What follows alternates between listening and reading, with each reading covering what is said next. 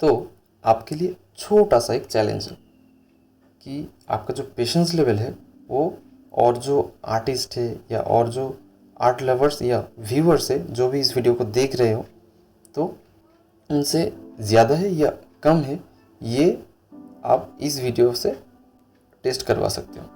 तो वो कैसे? तो उसके लिए आपको छोटा सा एक काम करना है।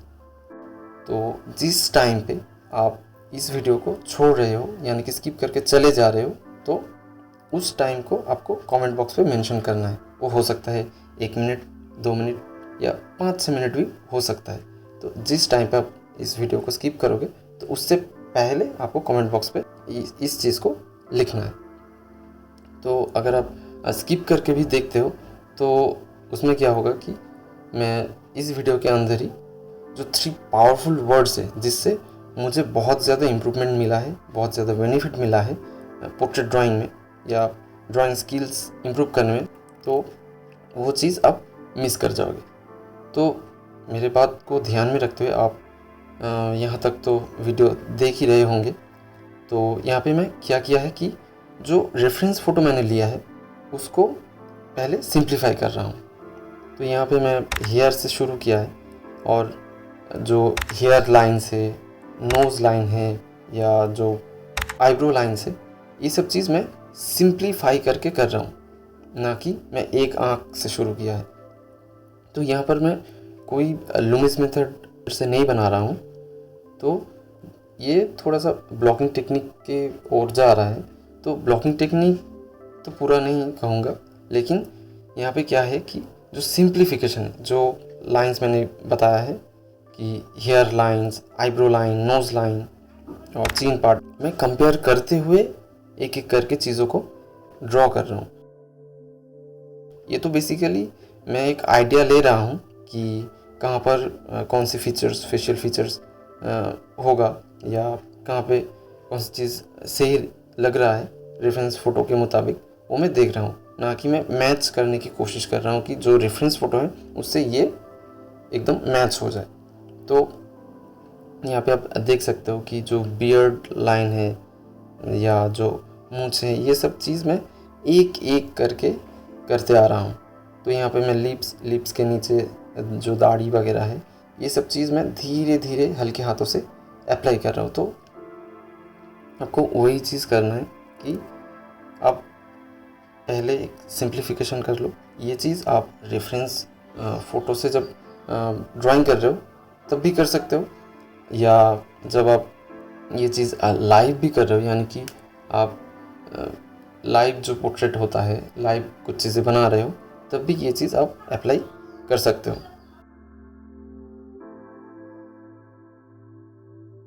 तो यहाँ पे आप देख सकते हो कि जो इरेज़र की मदद से मैं लाइंस को मिटा रहा हूँ, तो ये है निडेबल इरेज़र जो आपको ऑनलाइन पे मिल जाएगा।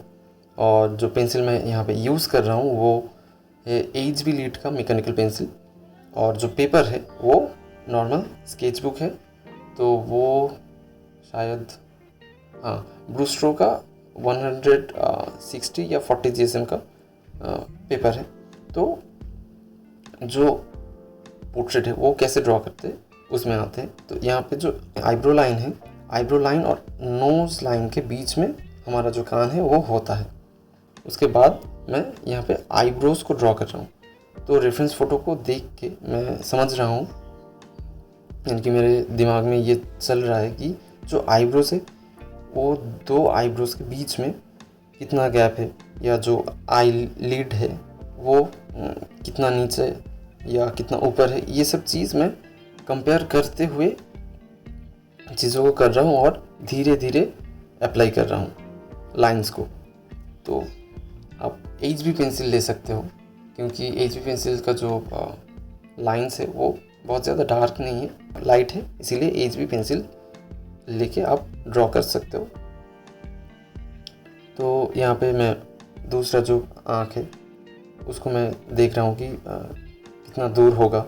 तो 2 आँख के बीच में एक आँख का गैप होता है, तो ये भी आप ध्यान में रखना। तो जो जो चीज़ें आपको नया चीज़ लग रहा है तो वो चीज़ आप नोट डाउन भी कर सकते हो।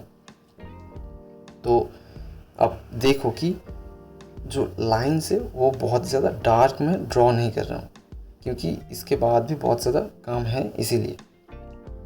और ये भी है कि मैं अगर चीज़ों को लाइट ड्रॉ करूँ तो मिटाने भी इजी रहेगा।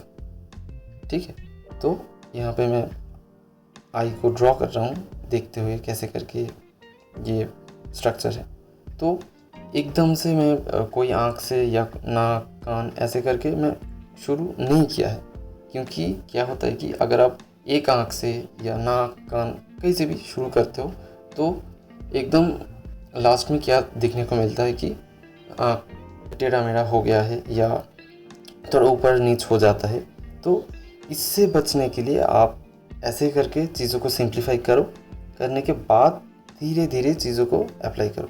और बीच बीच में आपको थोड़ा पीछे जाके देखना है, यानी कि जहाँ पे आप बैठ के या जहाँ पे आप ड्रॉ कर रहे हो चीज़ों को, तो वहाँ से थोड़ा पीछे आके देखो कि जो ड्राइंग है रेफरेंस के हिसाब से बन रहा है कि नहीं, यानी कि जो नाक है वो बहुत ज़्यादा लंबा या छोटा तो नहीं हो गया है, या आँख बहुत ज़्यादा बड़ा, या जो फेशियल फीचर्स है उसके मुताबिक बन रहा है कि नहीं। ये चीज़ देखने के लिए आपको बीच बीच में गैप लेना है।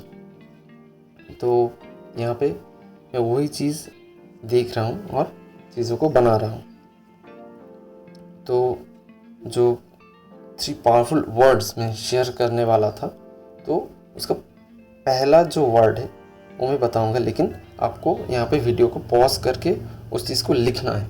और ये जो 3 पावरफुल वर्ड्स है, इससे मुझे बहुत ज़्यादा बेनिफिट्स मिला है और मैं ये चीज़ फॉलो भी करता हूँ अभी भी और आगे भी करूँगा। तो आप जब मैं ये वर्ड को बताऊँगा तो वीडियो पॉज करके आप ये चीज़ लिख लेना और डेली बेसिस पे इस चीज़ों को फॉलो करना। तो पहला जो वर्ड है वो है पेशेंस। ठीक है, तो पेशेंस सिर्फ एक वर्ड नहीं है। ठीक है, और यहाँ पे आप ये जो बातें मैं कह रहा हूँ ये सुनते रहना और साथ में देखना भी कि कहाँ पे कैसे करके मैं ड्रॉ कर रहा हूँ, ताकि आप जब चीज़ों को बनाओगे, क्योंकि आप वीडियो देखने से तो कुछ नहीं कर पाओगे, आपको तो करना ही है, तब जाके आपको एक्सपीरियंस मिलेगा। इसीलिए तो जो पेशेंस है वो कैसे बिल्ड करना है। ठीक है, पेशेंस आप में है पहले से ही, तो ये तो अच्छी बात है, लेकिन नहीं है तो आपको बिल्ड करना है और धीरे धीरे करके ग्रेजुअली आपको इस चीज़ को इंक्रीज करना है। तो इसके लिए आप डेली मेडिटेशन कर सकते हो। तो मेडिटेशन तो किया नहीं जा सकता, ध्यान देना पड़ता है। मतलब ध्यान देना है कि आप क्या गलतियाँ कर रहे हो डेली बेसिस पे। और ड्राइंग ये भी एक मेडिटेशन की तरह ही है, आपको पेशेंस इम्प्रूव करने में सहायता होगा। आप किताब भी पढ़ सकते हो, किताब पढ़ने से भी आपको पेशेंस मिलेगा। तो पेशेंस अगर आप में नहीं है और आप जल्दबाजी में पोर्ट्रेट को ख़त्म करना चाहते हो, जल्दबाजी में आप चाहते हो कि एकदम से 1-2 दिन में आप ड्राइंग सीख जाओगे, ऐसा नहीं होता है। टाइम लगता है, लेकिन ये आपको आगे जाके बहुत हेल्प होगा, आपको आगे जाके इसका बेनिफिट मिलेगा।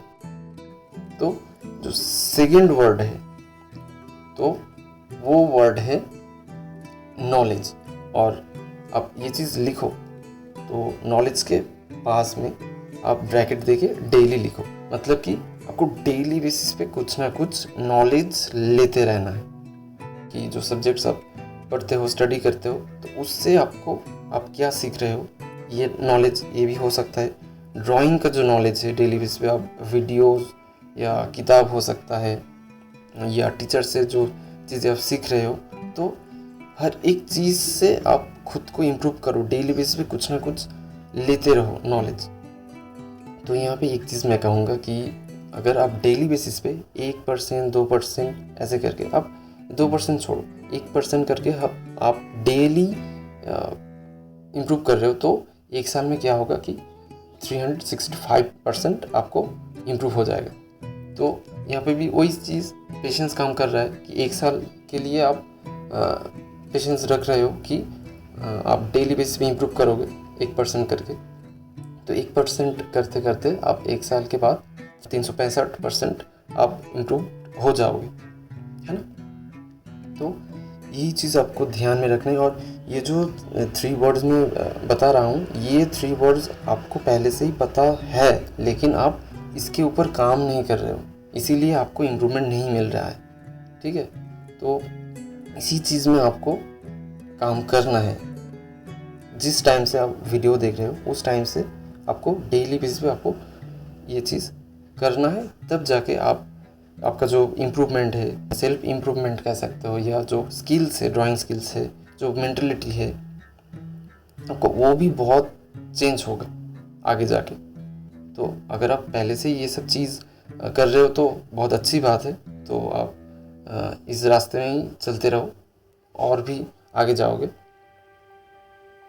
तो यहाँ पे मैं जो 3rd वाला वो थोड़ा बाद में बता रहा हूँ, क्योंकि यहाँ पे आपको एक चीज़ प्रॉब्लम आ सकती है कि जो रेफरेंस फ़ोटो आप ले रहे हो, है ना, तो उसमें लाइट और शैडो का जो चीज़ है वो आप ध्यान में रखना कि जो रेफरेंस फ़ोटो ले रहे हो या जो लाइव बना रहे हो, तो उसमें अच्छे से मतलब कि टॉप राइट या टॉप लेफ्ट ऐसे करके आप लाइट को अप्लाई करके, रेफरेंस फ़ोटो में तो वैसे ही लाइट एंड डार्क क्रिएट होना चाहिए, और जब आप लाइव पोर्ट्रेट बना रहे हो तो तब भी वैसे लाइट के नीचे आपको बनाना चाहिए, क्योंकि जो 3Dनेस है वो दिखाने के लिए लाइट और शेडो बहुत ज़्यादा मैटर करता है। तो शेडो तो तब क्रिएट होगा जब लाइट दूसरी ओर से आएगा तब। और एक चीज़ है कि आप कोई सा भी जो सेल्फीज़ हैं, तो सेल्फी लेके पोर्ट्रेट ऐसे करके मत बनाओ, आप अच्छे से चीज़ों को क्रिएट करो, कंपोज करो, तब जाके जो पोर्ट्रेट वगैरह है, जो चीज़ें आप ले रहे हो रेफरेंस फ़ोटो में, तो वो ऐसे करके कंपोज होना चाहिए। आप खुद से फ़ोटो क्लिक करो करके, आपके जो रिश्तेदार है, आप सेल्फ पोर्ट्रेट भी ले सकते हो। तो ये चीज़ आप कंपोज करके करना, तब जाके ये चीज़ें इम्प्रूव होता रहेगा। तो जो 3rd वाला है वो है कंसिस्टेंसी के साथ आपको करना है, यानी कि प्रैक्टिस विथ कंसिस्टेंसी। तो ये वीडियो पॉज करके लिखो कि practice with consistency. Daily basis पे काम करते रहना है। आप तो डेली बेसिस पे खा रहे हो, पी रहे हो, स्कूल जा रहे हो, या कुछ ना कुछ तो जो रील्स वगैरह है, जो एंटरटेनमेंट, वो तो डेली बेसिस पे आप ले रहे हो। तो आप ड्राइंग है या स्टडीज़ है, इसमें क्यों नहीं ध्यान दे रहे हो? तो इसमें ध्यान दो, डेली बेसिस पे कुछ ना कुछ करो। तो यहाँ पे एक एक चीज़ जुड़ी हुई है हर एक चीज़ के साथ। तो अब आप देखो कि आपके पास नॉलेज है, आप डेली बेसिस पे प्रैक्टिस कर रहे हो, लेकिन आपके पास पेशेंस नहीं है, तो आप कुछ नहीं कर पाओगे, आप जल्दी हार मान लोगे। तो ये तो उचित नहीं है। तो और ये है कि आप नॉलेज नहीं ले रहे हो, पेशेंस है, लेकिन प्रैक्टिस भी कर रहे हो साथ साथ में, लेकिन नॉलेज नहीं है, तो आगे नहीं बढ़ पाओगे। तो यहाँ पे इसको हटा देते हैं कि जो प्रैक्टिस को छोड़ देते हैं। नॉलेज है और पेशेंस भी है, लेकिन आप काम नहीं कर रहे, तो इसमें भी आपको कोई फ़ायदा नहीं मिलेगा। तो ये जो 3 वर्ड्स है, इससे मुझे बहुत बेनिफिट्स मिला है, इसीलिए मैं कह रहा हूँ। तो ये चीज़ आप फॉलो करते रहो। तो जल्दी मिलेंगे नेक्स्ट वीडियो पे, तब तक के लिए बाय गाइस, राधे राधे।